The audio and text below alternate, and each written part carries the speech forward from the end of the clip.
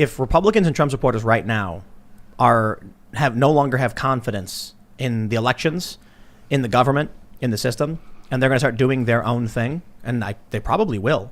So like one of the things I said a month or two ago when someone asked me like, what do you think it's going to look like if we do see some kind of civil war? I said, it's going to be a bunch of right-wing dudes in the middle of nowhere just basically saying we no longer care about what the law is. Like if they pass a law on gun control saying turn in your guns, they're going to be like, yeah, who are you talking to? Yeah, forget it. Yeah, and we saw seeds of that starting in the spring, or in the winter, in January in Richmond, in Virginia, when the governor and the legislature there were looking to pass very restrictive gun laws.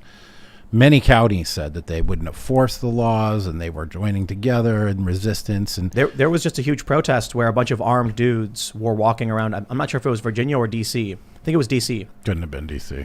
No, that was the point. I'm pretty sure. Oh, really? Yeah. Ford Fisher was covering it. I think it was D.C. I could be wrong, but he was basically like, these guys are violating in large numbers gun control laws. We'll see what happens. Oh, I didn't hear about that. I'm going to have to look that up. If there's a gang of armed dudes walking through the streets of D.C., all felony possession, boom. Yep. I can't believe that they didn't get scooped up. It may have been Virginia. Yeah, that would may have been make more sense to me. In a part of Virginia. Ford reported it? Yeah, Ford was reporting it. Okay, but it was a while ago. It was like a week or two ago. Okay. So, I don't know. Just see if you can Google it. It's going to be opt-out. It's already happening. Think about if you are a Democrat in Montgomery County, Maryland, and you don't believe that we should have restrictive immigration, and your county says basically, hey, if you show up here, we'll give you services, we'll take care of you, you get a driver's license, and if we arrest you, even for a violent crime, we won't engage with the federal immigration authorities, whatever. So they started this a long time ago. People have been ignoring the government, I think, since and even before it was incepted. So that was one thing I wanted to do. I wanted to step back a second and just be like, look, you remember 2016, all those Democrats were like, you should engage electoral college and change the vote and whatever. And they're saying that, it's crazy. So wait, there's a video of a bunch of celebrities saying, you will be a hero, electoral college, if you vote your conscience and do not elect Donald Trump. Right. Amazing. What are they saying today? Well, and they're saying the exact opposite. And if you suggest that, you're a terrorist and a rebel and whatever. But my point in bringing that up is how much of these feelings that we're having, the sense of disintegration, or I won't respect him, not my president, and all that, or like ignoring federal laws, how much of that is really new? That's what I want to know. Sanctuary cities have been a thing for a long time. Civil disobedience has been a thing for a long time. Ignoring federal guidelines and laws and regulations has been a thing for a long time. State Republicans having hearings in Wyndham hotels, like this is pretty good example. Decriminalization and legalization of cannabis on a state level, even though it's federally prohibited. That's a great example of states ignoring the federal government, disregarding the law, and saying, "Screw you, we're going to do what we want." That's different, though. Why? I think it's the same thing. When a state says we are a sovereign state, and we've decided, there was a big wave of states declaring sovereignty. I think it was like 12 years ago or so. That's the states always have their own laws and and they can. There's a lot of laws that don't work with federal laws. It's different when you have two overarching cultures with 70 plus million on each side. For the most part, not every single person who voted for Biden or against Trump or for Trump are super politically active. There's probably a lot of people who are just like Democrat and Republican. And well, let me just say thematically, then it's the same. In that disregarding the authority of the federal government, deciding to do what you think is right and not accepting it as legitimate, what's coming from Washington, D.C. That's on theme. Those roads have already been traveled. Will we see more of that? Probably. I don't think so. I think sanctuary laws are like a legal challenge where the people in the state, like, they agree and they vote for something, and then the feds challenge them and there's a lawsuit, and then the feds ultimately back off. Right. And then that's it. You don't get cooperation. It's different when you have in the state, in the same areas, two different factions of people completely at odds with each other, doing different things as though there's a different government or a different system for redress of grievances. So would you take the Monopoly board and just flip it over and fling everything everywhere and say we got to start over and get a whole new game? Or are you going to get up and walk away? Or are you going to punch the guy in the face? What are you going to do, Tim? Man, walk away. But therein lies the serious problem of what does it mean to walk away in this analogy. I got a house out in the middle of nowhere, and I'm doing my own thing, and the lockdowns are getting, we're well beyond the point of these dystopian novels. Right. Maryland announced they're launching compliance units that are going to patrol Thanksgiving looking for cars that could indicate someone's having family over. Compliance units. I mean, that's as absurd as I saw a joke about like banning turkeys over 12 pounds or something like that. Yeah, it was Newsom, like no 10-pound turkeys. No, that was a joke. That was a joke. Oh, that was a joke? Just a joke. Oh, I'm pretty sure it was a joke. Oh, I don't know. Somebody brought it up. But did you see the thing they said about no loud music? No. What does that have to do with COVID? Well, not to be the party pooper on that one, but loud music does induce people to speak more loudly and enunciate more clearly. All right. Which is why which I really they're not I not allowed to get it. you're not allowed to play music at restaurants. And I was like, what is that about? And they're like, Yeah, 'cause you the have to volume yell. has to be low so that you don't yell, so you don't spit all over everybody. I kind of get it. Which actually is one of the ones that only ones that really make any sense to me. Yeah. Yeah. But They also said no alcohol. So that's fun. Yeah. I'm sure everyone will follow that rule. Definitely. Definitely, But I'm seeing some pushback, man. I'm seeing some pushback. I've seen in my local jurisdictions parents getting together and agreeing that their kids should be playing little league, that their kids should be playing baseball, they should be doing crew, they should be playing tennis, that they should have group practices, and they should try to find events. Like people are tired. They're understanding the damage that's being done to them and their kids and their development and their social development. That's kind of interesting to me because I looked up the word feckless because I didn't really know what it meant. And the root word of feckless is irresponsibility. And I think that parents who are looking for ways to get their kids out of lockdown sadness are being responsible. I agree people with are that. looking for ways to make positive change are being responsible.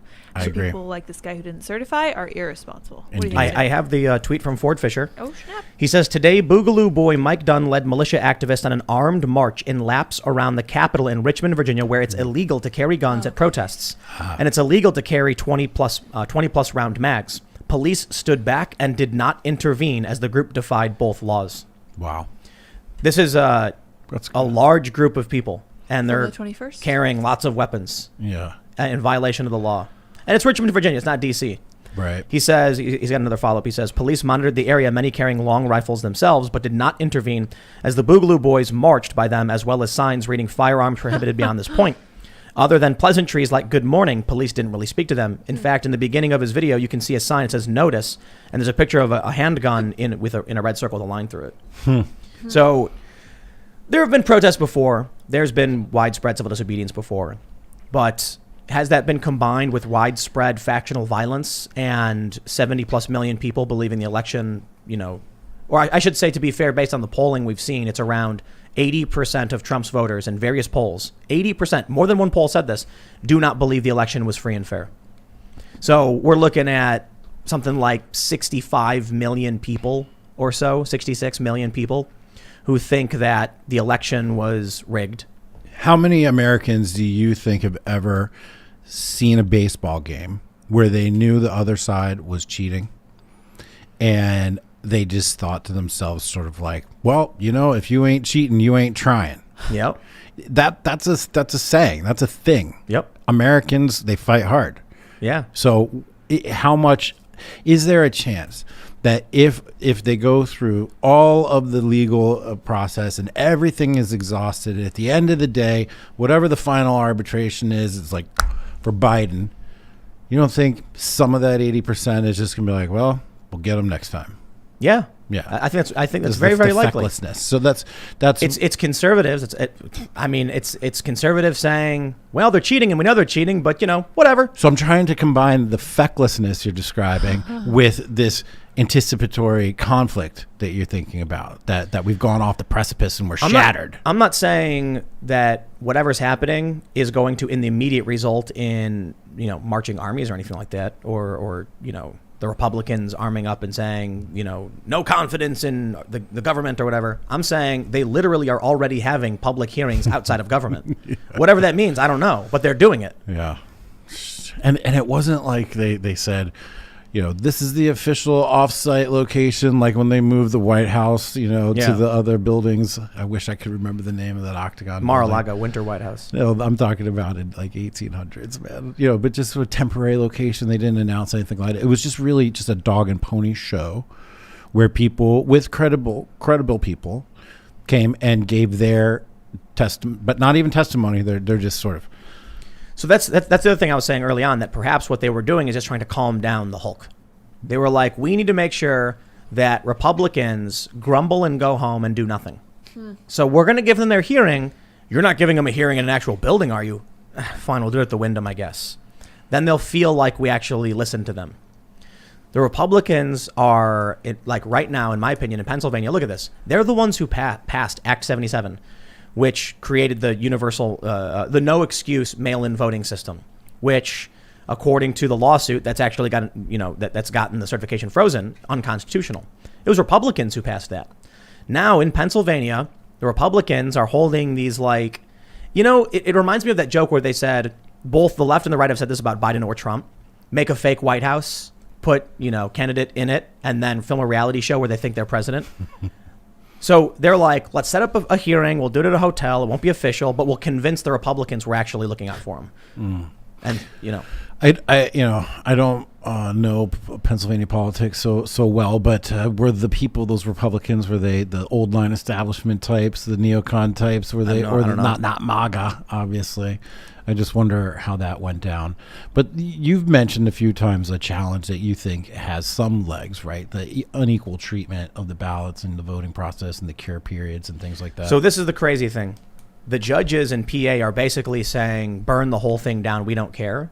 And it's almost like the rulings they're giving are them looking you in the eyes and saying, no, it's totally fair what we're doing. And then you're like, what? Like, these rulings are just like, I can't remember the specific case that I said the other day. You have to watch the other episode. But it's basically like, we've deemed that this lawsuit is true and correct and this is unconstitutional, but we're going to allow it. And then, we'll call on the legislature in the future to do something about it. So it's like, you know that it was bunk and something was bad, and you're going to let it stand. So what happens when the judge said, he said to Giuliani, what do you expect me to do? Disenfranchise, 7 million voters or whatever. And Giuliani, I guess he was like, we don't know where these votes came from. In this case, the judges had two choices. If they agreed with Giuliani and said these 700,000 votes are hereby being disqualified at the fault of the Pennsylvania government for violating the election code. Oh, now I remember exactly what they said. You're going to love this. The judge said, the election code states there must be observers witnessing the observers present to observe the ballot counting process, but it doesn't state a distance. Therefore, as long as they're in the building, it's up to code. No sane, rational person looked at the code and said, that's the point of the law. We know why the law was passed as it was, because you want someone to observe the actual ballot. The judge said, it doesn't say what distance, 100 feet back. So when they sued saying we couldn't witness what was going on, the judge said, you were in the building, right? Good enough. That's the election code. That is them laughing in your face when you know what the point of the law was and using a technicality. Sorry, it's true and fair. Correct. And then laughing and high-fiving their friends. Thanks for checking out this clip from the Timcast IRL podcast. We do the show live Monday through Friday at 8 p.m. So come back to check us out when we go live. Don't forget to subscribe, hit the like button, hit the notification bell. And we are also available on all podcast platforms for free if you want to listen to us there. Thanks for hanging out, and we will see you all next time.